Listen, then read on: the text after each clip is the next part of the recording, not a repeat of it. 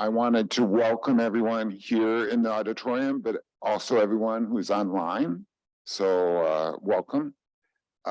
We'll take questions at the end, and if you're online, you can post questions to the chat, and we'll try to address those as we can as well. I have one announcement related to the seminar, and that is that the Lincoln mayor has declared this week Climate Awareness Week. Is that right? Community Climate Awareness Week.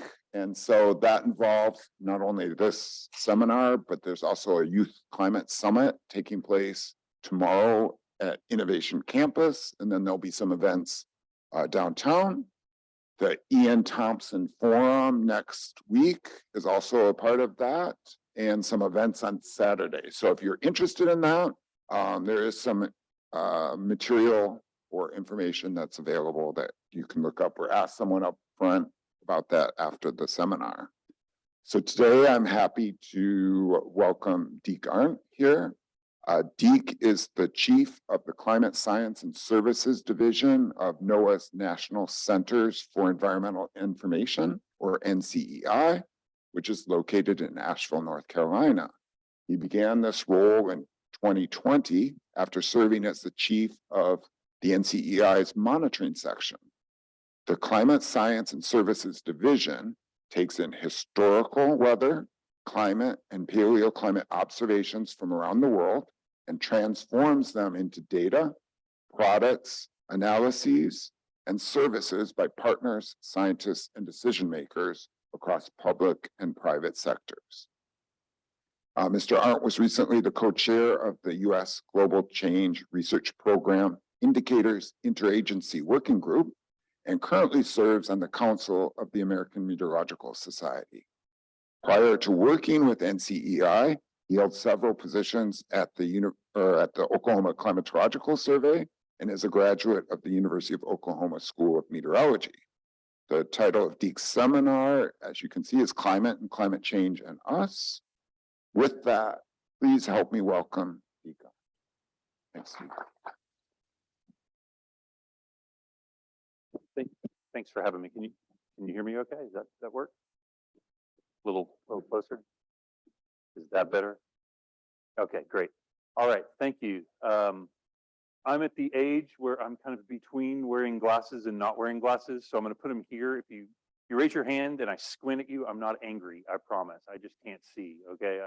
All right, so thanks for having me. We're going to talk a little bit about kind of climate change, framed mostly through the eyes and experience of someone who has worked on some of the data that help describe this, but also get into some of the impacts, kind of what it means for us, and maybe explore a little bit of the why it matters.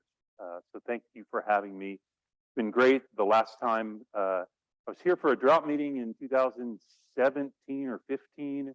The time before that, a young fella named Eric Crouch beat us in the 2001 OU Nebraska game. So that was a lot of fun. I got a lot of runses that day. It was great. So, all right.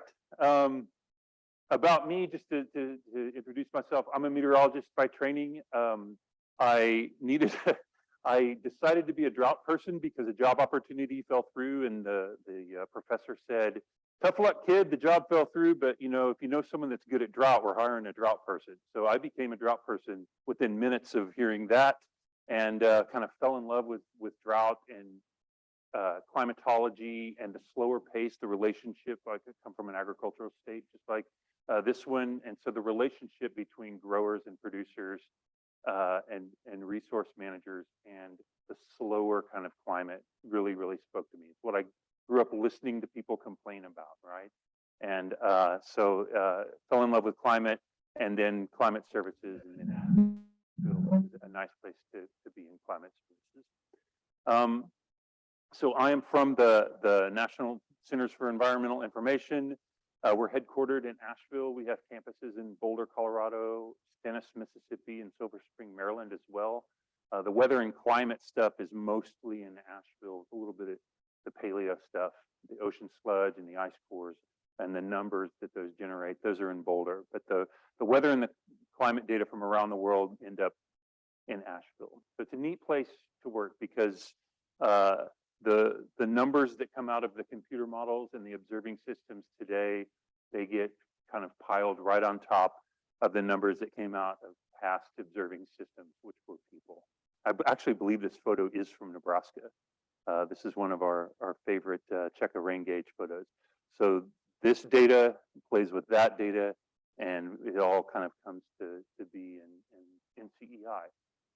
When we're doing our best, we're making it immediately available to the country and the world, and an easily accessible way that people can grab it. When we fall down sometimes, it's because of the volumes of the data.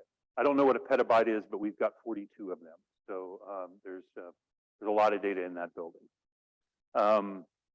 So you may know us, just kind of familiarize, you may know us for this. So this is what our monitoring group, one of a couple hundred products that they do, and this is the global temperature. So we'll look at a lot of time series today. So as you're familiar, the past is on the left and the present or the future is on the right, and you kind of walk through time from left to right. And so in this map, we're dealing with anomalies. So these are individual years from 1880 through last year. Each circle represents one of those years. Circles below the dark line were years that were cooler than the 20th century. Circles that are above the dark line are years that were warmer than the 20th century. So we could dive in and kind of dissect this for 10 or 15 minutes, but this is one of the things that we do.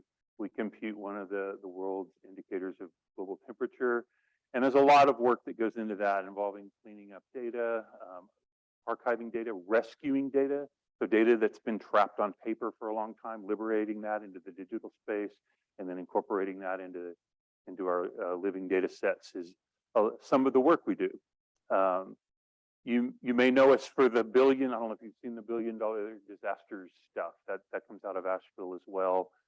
So you can see since 1980, the number of events on this axis, and then the cost of those events as the line that refers to this axis. These are the number of events that cost the nation collectively $1 billion, or not collectively, individually $1 billion or more in direct losses. So you can see those are on the upswing, and we'll get into this, like a lot of issues with climate, it is really hard to disassemble the climate signal itself from the economic trends in the US. So this is kind of an all of the above. If you look at a graphic like this, you might think, gosh, climate has gotten, a lot more severe, and it kind of has, but we've also become a wealthier nation since 1980. We're also have moved a lot of stuff and people into the South. Since 1980, the South is exposed to a lot more hazards. And so we've seen a lot more of events, and it is a combination. This is not an indicator of climate change. It's an indicator of our relationship with the climate and the things that we have and where we put them and how well we build them. And that's, I think, kind of what, message one is kind of, if you're kind of moving into a career in climate, or you're in a career in climate, it's that climate and ... space that is going to be really valuable, at least from a data person's perspective. We've spent a couple decades in this country trying to help people become confident in the validity of climate change. And now that I think that hurdle is mostly behind us, we are very quickly, and I say we, I don't mean just NCEI, I mean all of us that analyze numbers for a living. Our next grand challenge is helping people figure out what to do and how to do it and what it's going to cost and what are the hazards they face. So we're trying to move into this climate and space. Climate and the economy here is what we're getting at. You may know us from normals. So when you watch the TV, does anybody watch the TV news anymore? So when you watch the weathercast and you see today's high was 4 degrees warmer or cooler than normal, so that's got to come from somewhere, and it actually happens to come from us. So that's kind of fun. And then one of the things we do or publish a lot of kind of big picture climate assessment. So leveraging the talents of people around the country and around the world to put the National Climate Assessment, which comes out about every 4 years, mandated by Congress to come out. every 4 years. So that's actually assembled and published in Asheville, even though it's authored by experts around the country. And then the State of the Climate Report, also assembled and published and edited in Asheville, with contributions from about 500 colleagues from 60 countries around the world. So this is the state and the city actually have really good climate assessments and climate action plans. And this is just the kind of national version of that, very accessible language. You can give this to your in-laws and they will mostly get it. This is a little more kind of for data nerds, but it's really cool because one of the things that we do, one of the benefits that we get from publishing this is we get to see techniques and methods, new ways of analyzing data, new ways of presenting data and information, from all the smart people that we work with. So it's actually nice to thumb through this, not just to see what's going on with subsurface salinity in the Atlantic Ocean, but maybe those authors have presented that data in a really cool way. And it's kind of a neat field guide to the data presentation. And then you may know us by the company we keep. So three units in this department alone that we have very close and fond relationships with. So of course the High Plains Regional Climate Center are affiliated with NCEI. There are 6 regional climate centers around the country. The one for the High Plains, for the Central and Northern Plains, is of course based here. So Razul, I can't see you if he's. Hey, there you are. Okay, sorry, I just gave the speech about how I can't see anymore. So, so the RCCs, the NDMC, we've had a long relationship with. We've collaborated on an operational product, the U.S. Drought Monitor, the North American Drought Monitor. We occasionally work together on science or other ways to advance the understanding of drought and drought information. And then the State Climate Office. So Martha and her team, I think Al. We have the State Climatologists Association is actually headquartered in Asheville. So we have this neat ancestral relationship with the state climate offices, and we admire all 3 of these units. They do fantastic work. It's really cool to be here. I think this is the only place where you have all 3 of those things. Well, a national center and then a regional center and a state office in one department. Pretty cool. All right, so really quickly, most of you are pretty familiar with what's going on with the climate system. So we'll kind of walk through the play-by-play, the basics of what's going on with the climate system, and maybe try to draw upon, maybe pull out maybe that second layer of what's going on, some things that we're working on, some things that we've heard may need to be done, some opportunities, and just kind of what's going on in this climate space. So, again, greenhouse gases continue to go up, carbon dioxide, methane, nitrous oxide, increasingly, we're 49% above the level of greenhouse forcing that we had in 1990. So that portends that the global temperature will continue to go up and that we will continue to see kind of cascading effects from that on the ground here. So again, these both come from that State of the Climate Report. In the long run, and this is something that everyone in here knows, these are really big compared to historical values. So the 3 main greenhouse gas constituents are quite a bit above even the several 100,000-year baseline that we've determined through our paleo data. We being the community, not just NCEI. And then back to this, right? So global temperature, this is the same chart we looked at earlier. It's the most kind of, I don't know if it's the most direct, but it's easily the most understandable relationship to the warming that's caused by climate change.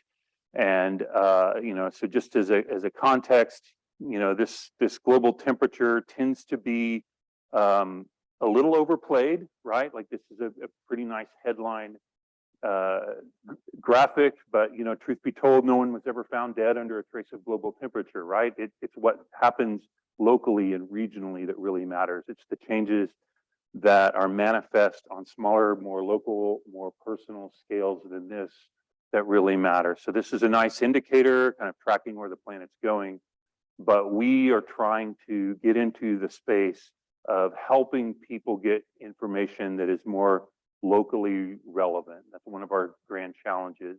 I think, I've said it out loud already, but we talk in the division quite a bit. Our grand challenge is the proving the validity of climate science. That's in our rearview mirror. That's an experience that we had for 15 or 20 years, and now our grand challenge is helping arm people with the information and where they can do something about it and understand what's going on more regionally and locally. So we're in a culture shift at NCEI in the climate side of things. We're becoming less and less of like warrior scientists that are defending the truth of science and more servant scientists that are trying to understand what people need and try to serve that with them. And those partnerships, the RCC, the National Drought Mitigation Center, the state climate offices, those are the partners that we see helping us get that done. All right, so this is the one piece of self-serving propaganda that I'm going to have in here. You may have heard that we adjust the data. We do. We adjust for changes in instrumentation and changes in observing practice all around the world. And if we didn't do that, we would be left with a global temperature trace that looks like this light blue line. So the punchline is we do adjust the data, but the adjustments we make actually push the needle to where the actual warming is a little bit less than what would be shown in the raw data if we didn't make those adjustments.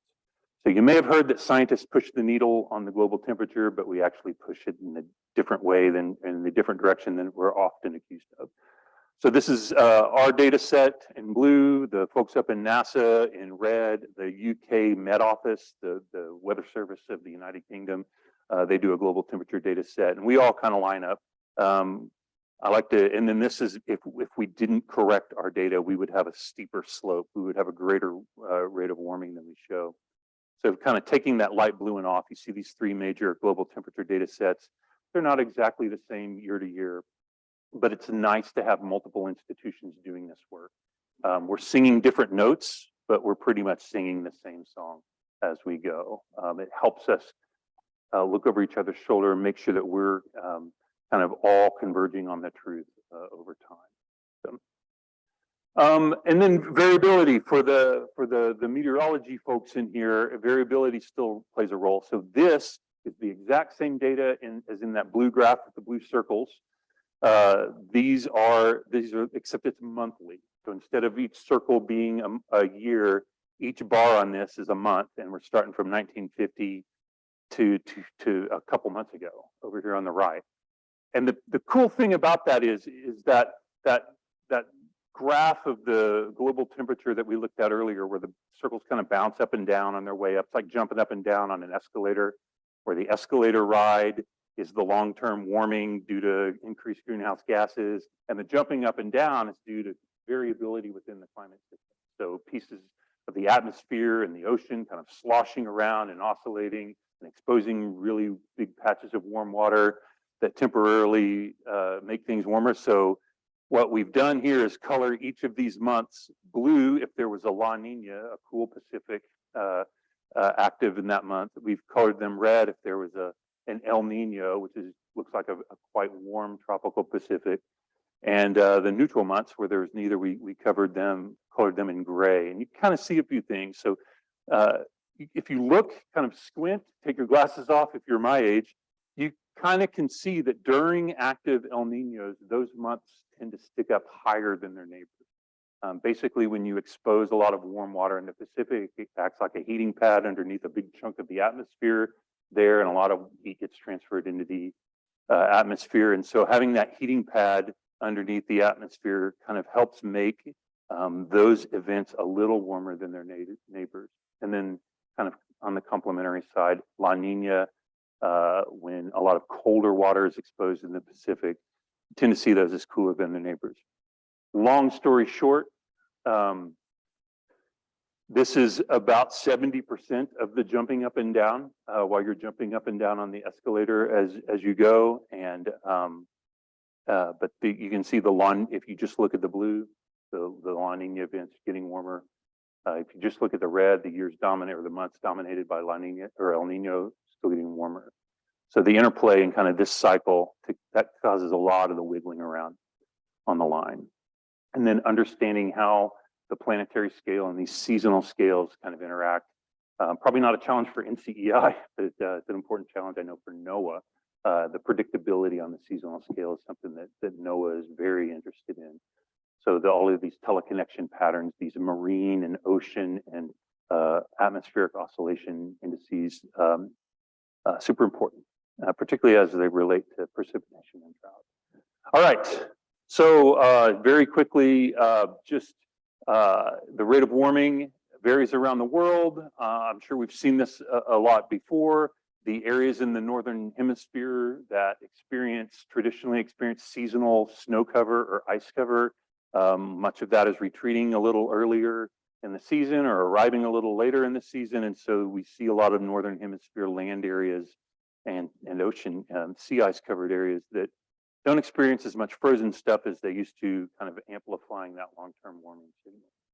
So this is the rate of warming since 1901, I believe, and then this is a 30-year, the last 30 years. You can see the overall warming's gotten a little stronger, and we really see that amplifying effect by the less snow-covered, less ice-covered parts of the northern hemisphere. And then we see that in the Arctic. And so this is our NOAA global temp. We've actually extended it back to 1850, hot off the presses. Happy to announce that.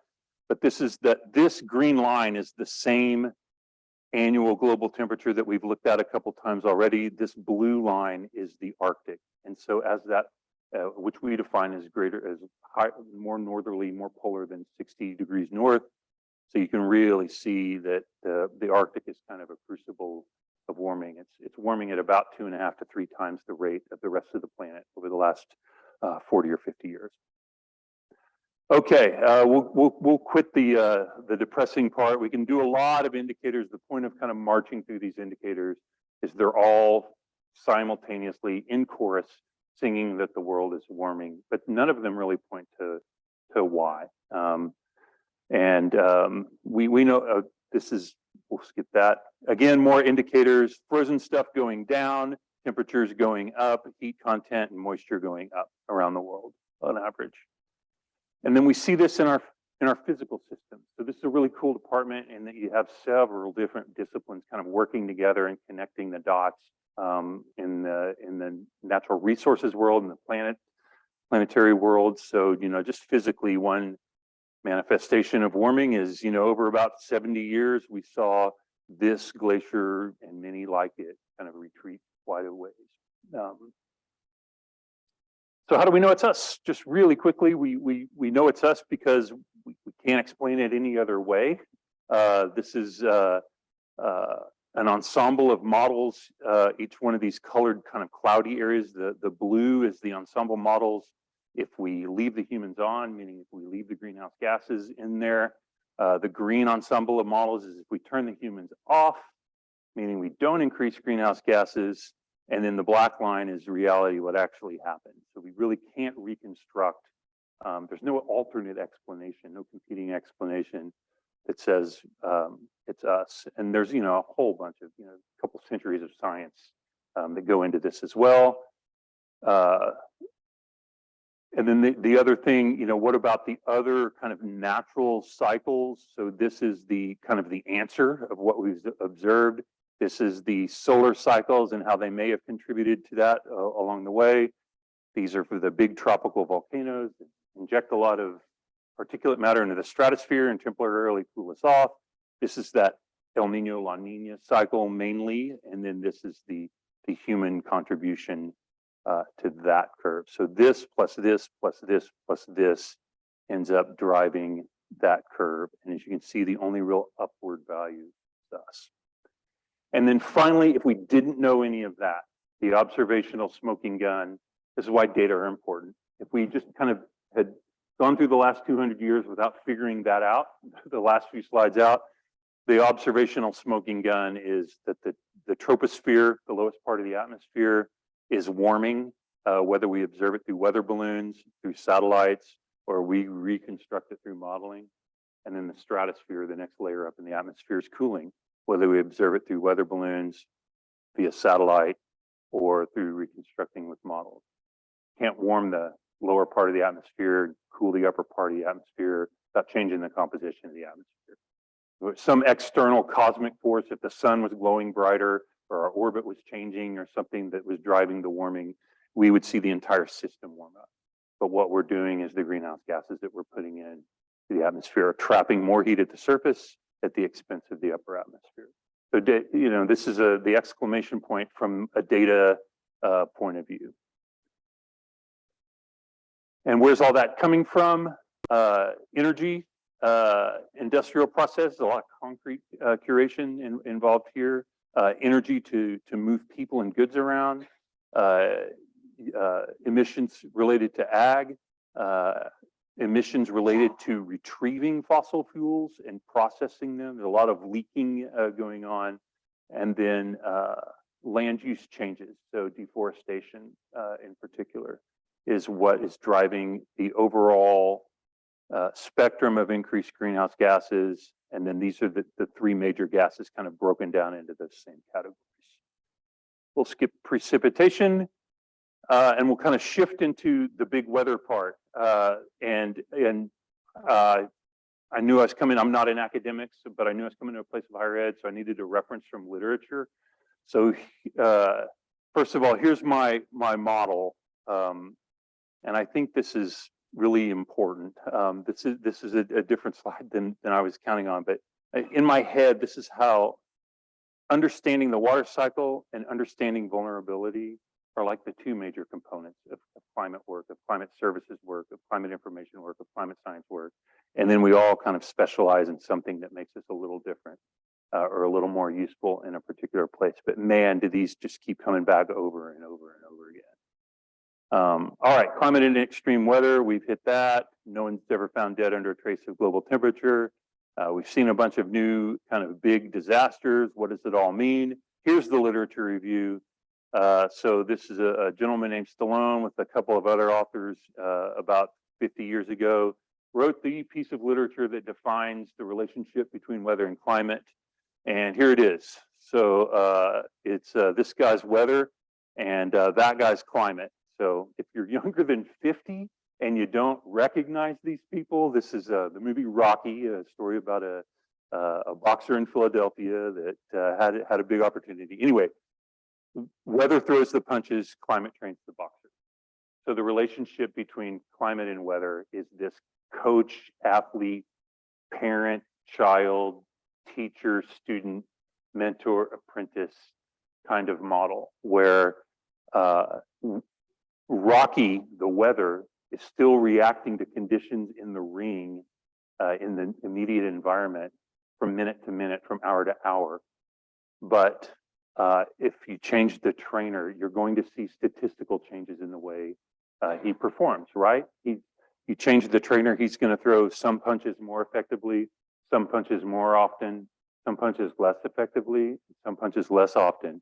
And, we don't know what punch Rocky's going to throw with 2 minutes and 8 seconds left in the 7th round of his next fight. That's going to depend on what's going on in the ring.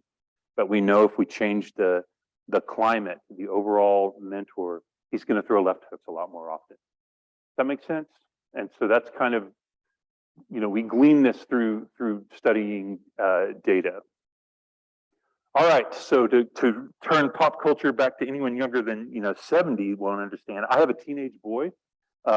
This is just another way to put Leave It to Beaver was a sitcom in the 1950s, and this is Beaver Cleaver here. So I have a teenage boy, and he's an impulsive dude. He inherited a very short attention span from one of his parents. He's really sensitive to his environment. He can do extreme behavior if the right set of ingredients come together. But the beautiful thing about him, he forgets quickly and he moves on. And if we hadn't named him something else, we could have named him weather, right? So to a climate scientist, big weather looks like a teenager, right? Impulsive, responsive to the immediate environment. He may do extreme behavior if he's hungry, if he's tired, he had a bad day at school. the right ingredients come together. And that's in a stable climate. So what happens if you change the climate, right? Taxi was a sitcom in the 19th. I got to get some new material, Mark. It's not working with the college kids, but yeah, you change the climate, you change that parental force, right? He's still going to be reacting to the same kinds of things: hunger, being tired, picked on at school, whatever. Extreme behavior is going to come out of that. So it's the same ingredients driving things immediately, but the ingredients are coming together in different ways. And this is a setup for, we'll look at a couple of vignettes of kind of big weather events and the ingredients that are going with them. So the drivers of his individual days are similar, but the trajectory of life has changed. And just like with climate change, in this scenario, something happens and then we say, oh yeah, well, it must be the parents, right? I mean, well, how do you know that? Oh, well, you just do, right? And so in extreme events, we deal with the same thing. Big extreme event happens, a flood in Kentucky, a flood in St. Louis, a slow moving storm in Houston, a slow moving storm in Fort Myers. And we say, oh, well, yeah, that's climate change. And then we say, well, how do you know that? And say, well, we just do. So it's a really hard way to kind of disentangle the role of climate change in these individual things that happen. But that is that field of climate attribution science is an important and developing field to be able to explain this thing that happened was either influenced to become more probable by climate or less probable by climate change, or of a larger magnitude fueled by climate change. That's an important kind of field that we hope our data can support. And so far it is in the kind of early phases, but that field's going to get a lot more sophisticated, where we can diagnose something that happens quickly after it happens and get some answers. Is this new unprecedented thing? Is it, is it going to happen again? Is it going to happen again soon? And I think the information in our archives can help smart folks that want to dive into that sort through that. Here's just kind of a state of the knowledge if you're interested in doing some attribution work. So in general, the things that we have fewer observations of, so ice storms and snow, hailstorms and tornadoes, the things that are on smaller meteorological scales or time scales, the relationship with the climate is not well known or not well detected. And the things that are big and slow are pretty well known and pretty well detected. So the data that helps us understand these high impact events over here, we see that as still being important in the future. And then, one of the things, in theory, we see as we push this bell curve of temperature that represents, I don't know, maybe July in Lincoln, as we push that to the right, to the warmer part of the spectrum, we would leave behind what we used to call extreme cold. This is all theory, by the way. We would bite off more of this pink area that we used to call extreme warmth, and we would see quite a bit more of that. And we would push into new kind of unprecedented space in the kind of unprecedented warmth. And that's frankly exactly what we're seeing. So this graph represents the Northern Hemisphere summer temperatures, how they were distributed in the 50s, 60s, and 70s, how they moved to the right. The green dotted line is the same in each one of these graphs. In the 80s, how they moved further right in the 90s, and how they moved further right in the first decade of this century.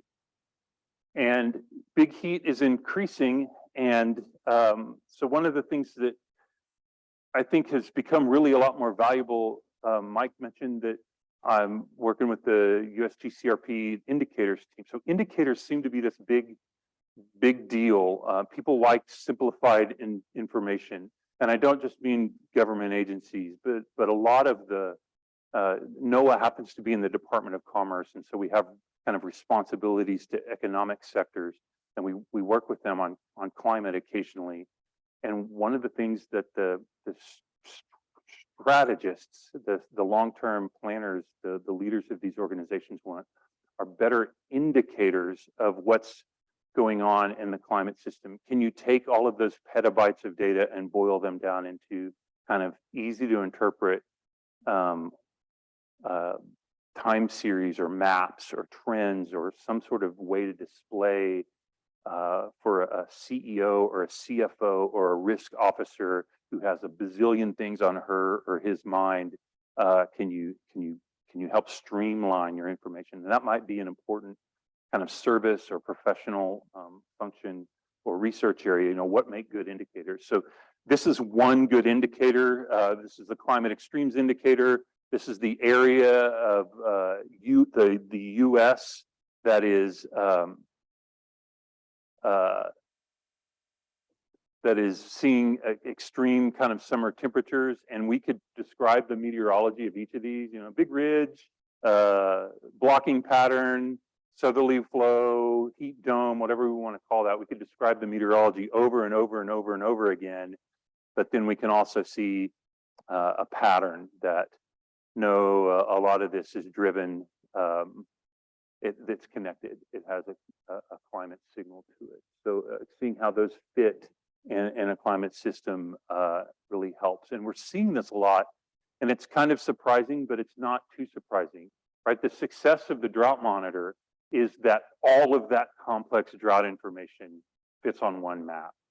And, you know, we can say over and over and over and over again, well, there's a lot in there. It's really complicated. You're going to want to dig deeper than that. But at first glance, it is a really valuable tool, because someone who has 15,000 things on their mind can see a map and go, okay, I get that. And I think climate is going to really learn from that example, and people are already going there. So if you have the indicator bug in you, I think you have a profitable future ahead of you. All right. So, and then compound hazards are another issue I think that data are going to really inform going forward. And so this is a similar graphic. These are minimum temperatures, low temperatures overnight, morning lows in Harris County, Texas, Houston, Texas. And this is the old climate in blue. This is how they were distributed in the last half of the 20th century. So you can see this is the 70 degree, a low of 75. So most nights were cooler than 75 during the summer in Houston. Back in the old climate we used to know in the 20th century, about 25, about a quarter of those nights where the low temperature was warmer than 75, which is a pretty miserable night, right? You need to put your tokens in the air conditioner to sleep through a night that doesn't cool below 75. So this is the last decade. In Harris County, about 2/3 of the nights are not cooling below 75. And, you know, for those of us kind of in more fortunate circumstances, we just say, dang, it's warmer when we go outside at night, or dang, our electric bill went up.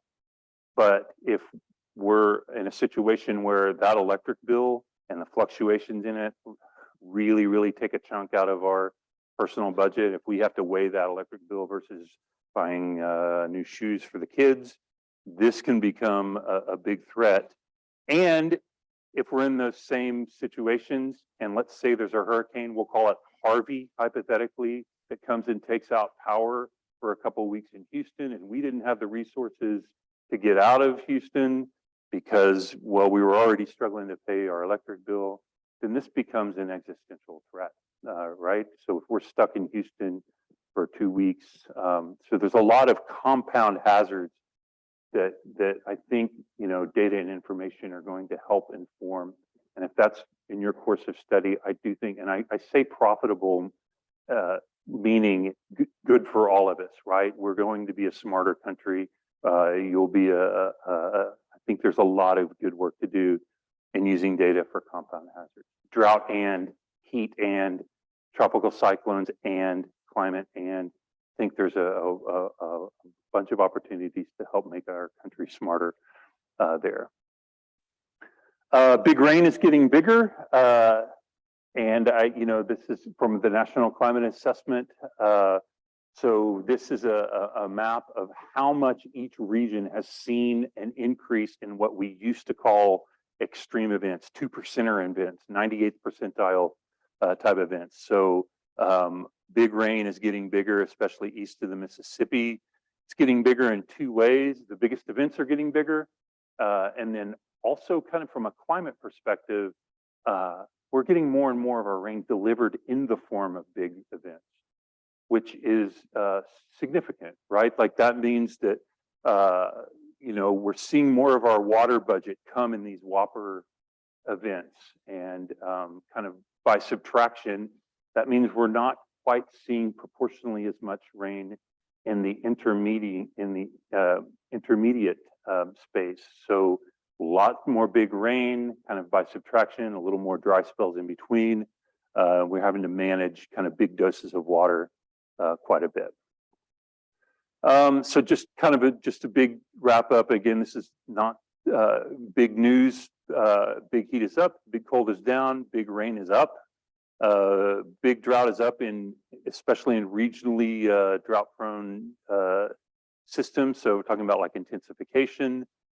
Tropical cyclones, not necessarily seeing, well, we are seeing more of them, but that's probably just because we're better at observing them. But the intensity of these are up. Smaller, shorter things, again, not much signal. Just finally, as we use information, as you get into this climate and the adaptation and mitigation space, mitigation being taking action to slow down the warming, and adaptation being taking action to kind of help the people in the path of it. One of the things that we like to do kind of when we're working with organizations, with agencies, is kind of, help define what each of these look like. And then if the agency is small or if the organization is small, kind of help go through what are personal, this is like changing light bulbs and things like that are at the household level.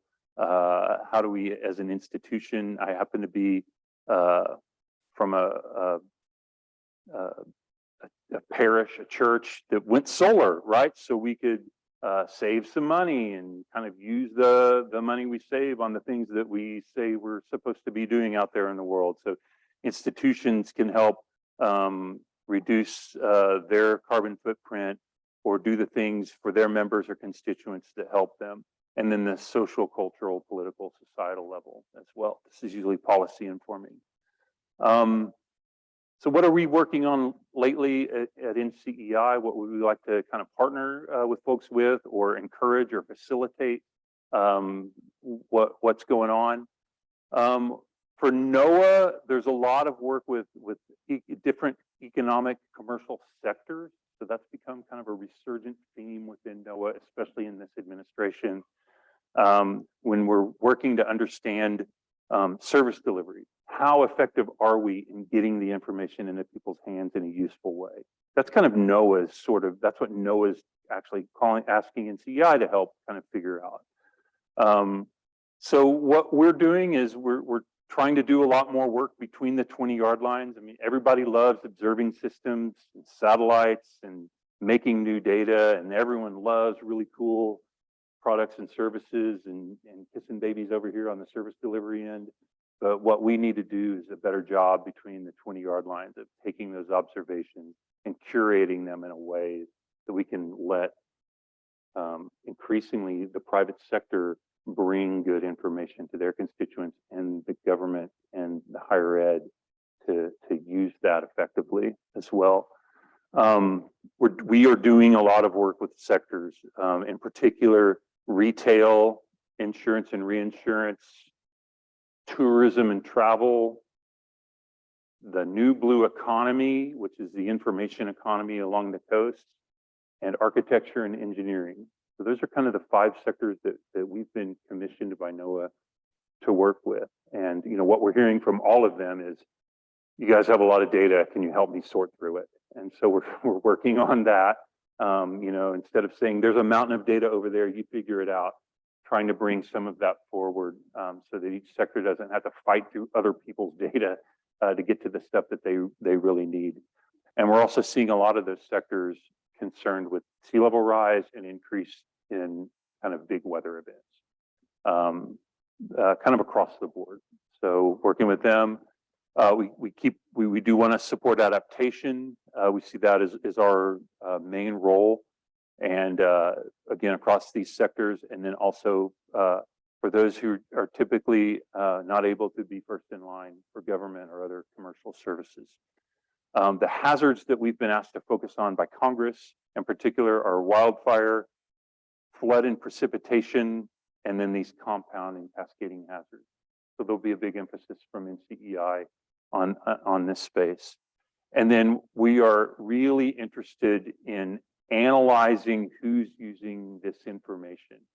So, and not just in a good old kind of self-serving, let's figure out who's using this stuff and, you know, make an infographic talking about that, but to really kind of decide what to pursue and what is really useful out there in the country. And this will be our regional climate center and our state climate office partners will be a big part of this as well. And then indicators. So everyone, people love indicators. So, you know, dashboards, toolkits, whatever you want to call them.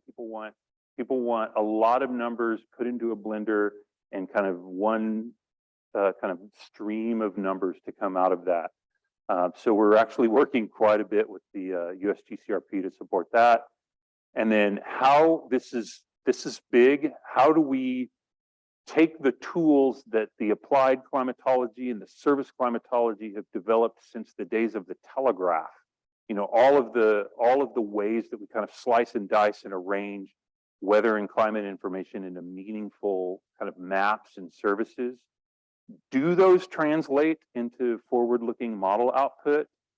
And if they don't translate directly, can we modify that? Can we help people get a level of familiarity and access to forward-looking information that we've enjoyed for many, many years with backward-looking information? This is going to be a big part of what we do in the next 3 or 4 years. And then we are kind of behind the curve on getting into the cloud. So a lot of people trying to push us into the cloud. We need to get into the cloud more than we are. So that's, I see a role, honestly, for the RCCs as well in that.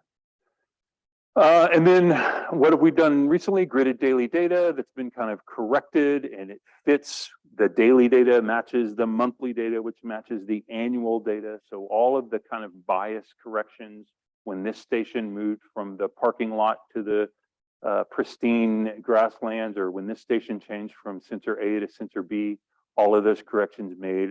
Now we have a gridded daily and a gridded monthly data set that kind of match each other and work within each other. So just released that on September 29th, I think. And then we're going to have hourly data in that same space as well. So re-looking at the hourly data. And this will help climatological information like, are the mornings getting warmer in Atlanta, and what parts of the morning are getting warmer in Atlanta? Is the timing of rainfall changing in the sea breeze zones of Florida? You know, all of those kind of, how are the shape of our days changing? This data should be valuable for that. And then finally, I just want to share a story because climate change can be kind of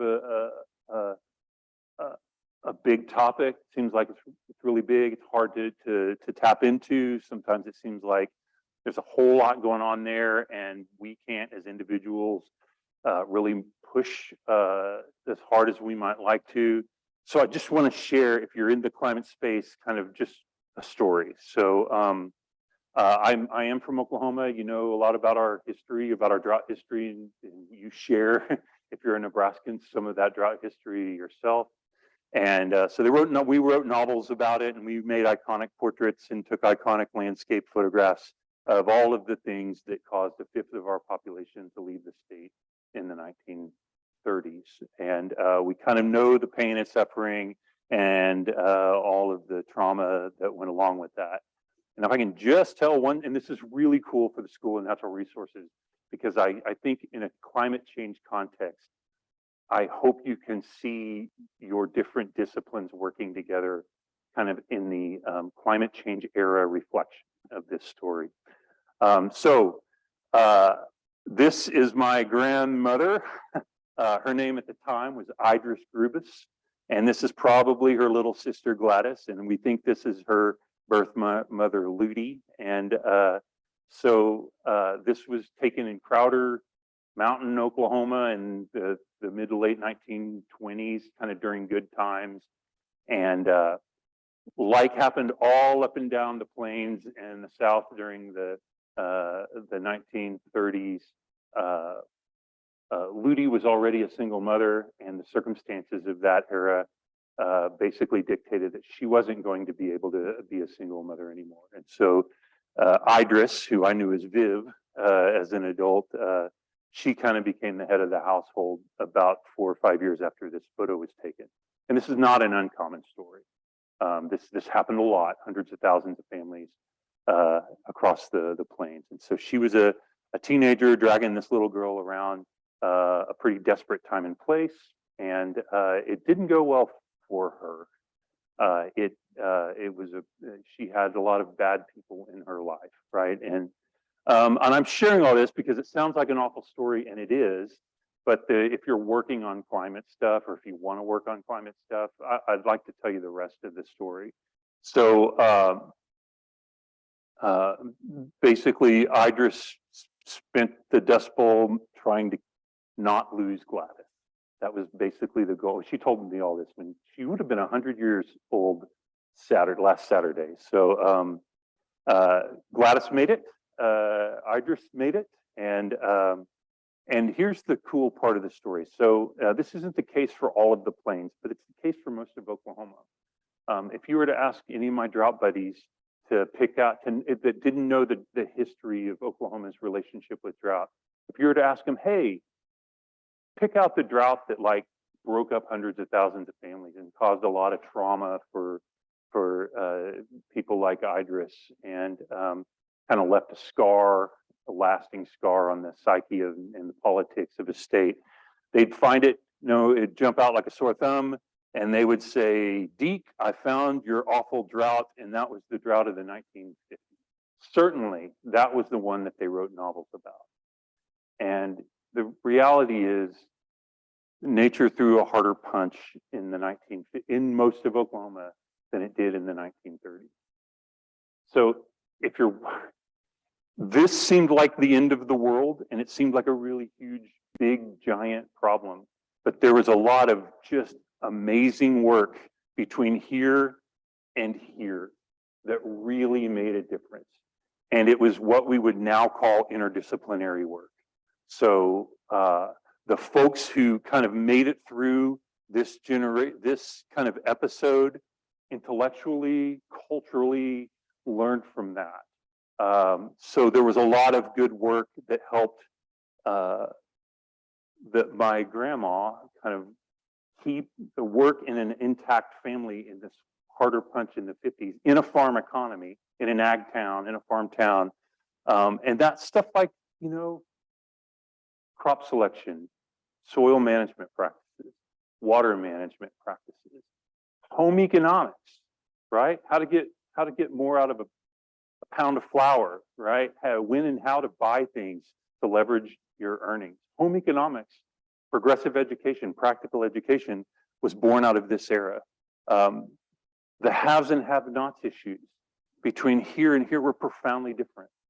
During this episode, in my part of the world, if you were a farm laborer and the tractors came in, and one tractor could do what 20 of you and your friends could do, you were tough luck, right? Have a nice time. You might want to migrate to California because there's no future for you here. In this era, when the drought hit a little harder, we took care of people. They didn't fall out of the bottom of the economy. We actually helped. It was a better place to live. It was a better place to get through drought because there's a better time to live. And it was a lot of work between here and here to go do that. And it was interdisciplinary work. It's exactly what you do here. And you guys are, I would not be here way out of my depth intellectually. I wouldn't have the opportunity to fly halfway across the country and visit with you if it hadn't been for this generation of work. I owe every opportunity I've had to people that died long ago that I will never meet and that never met me. And that's if you're doing climate work, if you're doing mitigation work, that care that you inject now blossoms over generations. I hold in my heart, I wake up every day thanking God that somebody did something to a problem they didn't solve. It wasn't like a John Wayne movie where they shot the bad guy and the problem was over, right? It was actual care over time, and it matters and it works. And so climate does seem like a big, too big to approach issue. I promise you, standing here today, it works. If you can start helping people find their way through a changing climate, it's going to pay off, no matter where, who they are, or who you are. And that's it for me, because I'm a crier. My wife won't let me go to movies with her, and I will start crying here in just a minute. So, and I think that's it for me, Dawn. All right, thanks, Steve. Yeah, I could have listened to you all evening long. Okay. So, yeah, are there questions? And then I know we'll go to some questions online if there are questions, but I did not introduce myself at the beginning, but I'm Mike Hayes. I'm in the School of Natural Resources, a climatology faculty member, and Sagai Tedessa is also within the School of Natural Resources. So Sagai will go around to folks who have questions, and please speak into the microphone, and we'll take your questions. Anybody?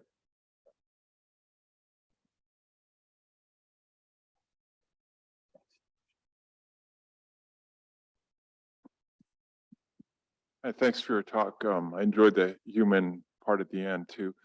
That's an important message. I had a question about, well, a couple questions, but the main one, or the first one, about your drought, your rainfall figure. It seems a little different from other figures I've seen. One that you might be aware of over a 30-year period that shows drier conditions to the west of where we are mostly, and wetter to the east. It's sort of the same general pattern, but yours showed a different pattern. And I was wondering if that was a time frame issue, or what the time frame of that was, and why it looked different. Yeah, you're talking about the map? Yeah, the map of the U.S. Yeah. In other things I've seen, it's the last 30 years we've seen drying towards the west, less rain, whereas it seemed unchanged towards the west in your image. I was unclear what the time frame was. Yeah, I didn't do a good job of walking through. So the differences that you're seeing is that map was characterizing the change in the really big events. Okay. The 98th percentile events, and how much more prominent those big events. It's not a map of general precipitation changes. Yeah, it's a map of how much more often are we seeing events that we would use to characterize as 98th percentile events. Okay, so, one other question. You didn't say anything particularly about changing climate structure, like circulation changing, atmospheric or ocean circulation, which could be a game changer in terms of, and maybe that's not exactly what you guys deal with, but maybe it is. Do you have anything to say about where we're headed in terms of, because it seems things are fundamentally changing in terms of circulation of some of the Earth's climate system, for example? Yeah, so I'm not a dynamicist, so that's a little personally out of my kind of expertise. I hang around with some dynamicists, and so they are looking at potential changes. So like the most kind of the one that's getting the most traction, probably for good reason, is the notion that as we preferentially warm the high latitudes, that reduces the temperature gradient, right? So the cold parts are warming faster than the warm parts. And so meteorologically, that relaxes that temperature gradient and tends to introduce a lot more kind of meridional component to this, basically higher amplitude, slower moving patterns, which we think we see in the data, but it's actually a really tricky thing to even just to do the diagnosis. But that is an area of ongoing active research, and it's kind of getting closer and closer to, being canon, right? But it's not there yet. Another thing that we're seeing a little bit is the kind of expansion of the tropics, right? So the area that we would characterize as the tropics kind of slowly creeping to be a little broader. And that has profound implications for people that live on that tropical and subtropical belts. I think those are probably the two kind of big picture pieces for the kind of and then the oceanographers for a while were worried quite a bit about the thermohaline circulation, the belt that kind of drives the overall global circulation. And please don't take this as to the bank, because I'm just kind of repeating what I've heard. But there seems to be a lot less activity in the notion that that would just kind of break down very quickly. That global circulation, as we observe it in the Atlantic, which is where we have the best observations over time, does appear to be slowing. But I think the dynamicists have, I'm not going to say ruled out, but there's a lot less chatter about the notion of that just kind of falling apart. Is that what you're getting at? Yeah.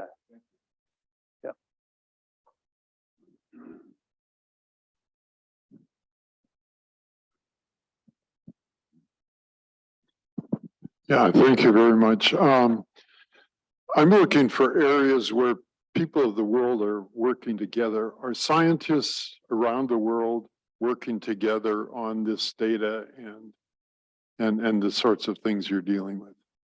Yeah, thanks for asking. So yes, the answer is yes. So the IPCC, that represents just a wonderful, beautiful collaboration of scientists kind of assessing and sharing what we know. That State of the Climate report, one of the lasting values of that is we share data with each other, right? Oh, that's where you're keeping your data. So we happen to be a World Data Center in the International Science Council structure. So we have two World Data Centers in the division. One's the World Data Center for Paleoclimatology, and one's the World Data Center for Meteorological Data. So we work with folks all the time on getting their data into the archives anyway. And one of the challenges that we have, and I think you brought this up, somebody brought this up today, is a lot of the nations around the world, that the data that they observe has been a revenue source for them. So sharing that data freely is not necessarily that's a pretty big decision. So we have to cajole and beg and politic and say, you know what, it would be great if you shared. We passed resolutions through the World Meteorological Organization. When I say we, I mean that community, not us. But yeah, there is a lot of collaboration in the data space. And meteorologists have always been really good at sharing. We've like shared data in times of war with each other. And you know, we've been like, I wasn't joking, we've been sharing data since the telegraph. It's in our DNA. So it's kind of natural for us to do that. Could we do better? Absolutely. You know, and so one of the funny kind of things that we do is, you know, we have a handful of nations around the world that the US doesn't get along particularly well with, but we can always find a friendly nation that has better relationships with some of the folks that we don't, and kind of they can contribute their data through a third party, and we can kind of get it all on board that way. Thanks.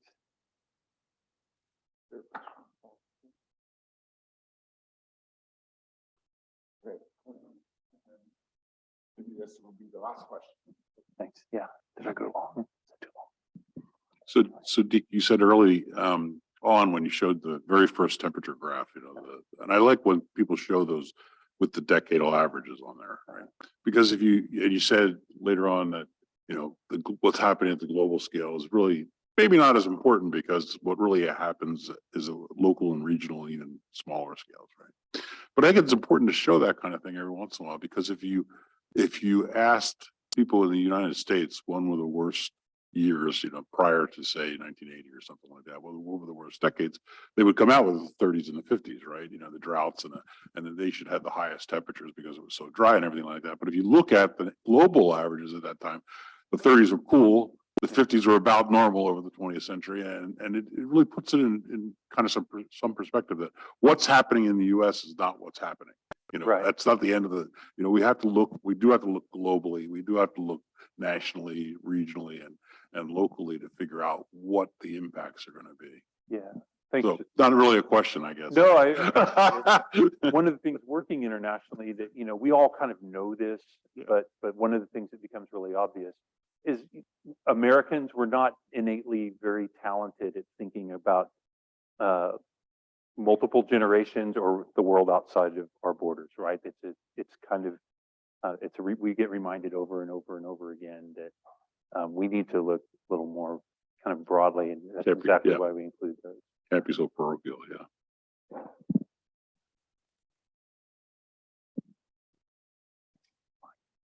All right. Let's thank Deke one more time. Thanks. Thanks. And I believe we have a seminar next week, but it'll be on Wednesday. So just to let you know that. And do you have any other questions for Deke? I think you guys will be around for a little bit after that. So yeah, thank you for coming.